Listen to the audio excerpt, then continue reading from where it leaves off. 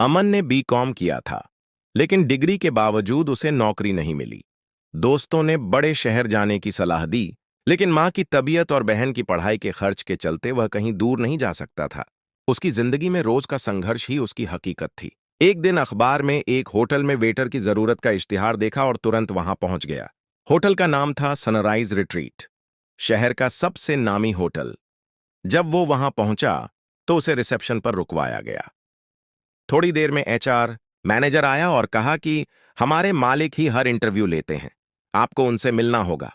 अमन को एक बड़े कॉन्फ्रेंस रूम में ले जाया गया।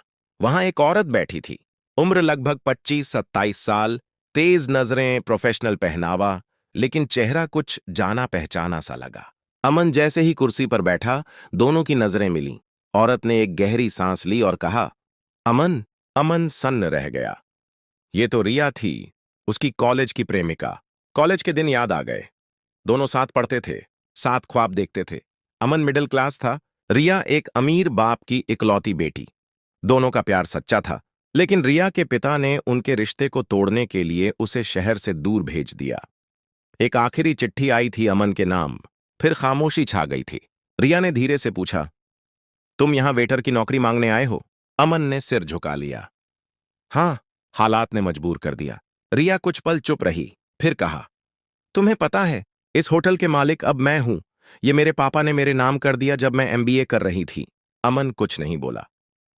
उसके मन में कई भाव उमड़ रहे थे, शर्म, दुहक, गर्व और कहीं ना कहीं एक उम्मीद। रिया ने कहा, तुम्हें पता है मैं क्यों लौटी हूं? क्योंकि मैं आज भी तुमसे प्यार करती हूं। अमन चौंक गया। लेकिन इतने साल कोई खबर नहीं, कोई चिट्ठी नहीं। रिया की आंखों में आंसू आ गए। मेरे पापा ने मेरी चिट्ठियां रोक दी थीं, मैं समझ नहीं पाई थी। पर जब एमबीए के बाद मुझे आजादी मिली तो सबसे पहले तुम्हें ढूंढने की कोशिश की। लेकिन तुम इस शहर में छुपे बैठे थे और मैंने होटल खोल लिया।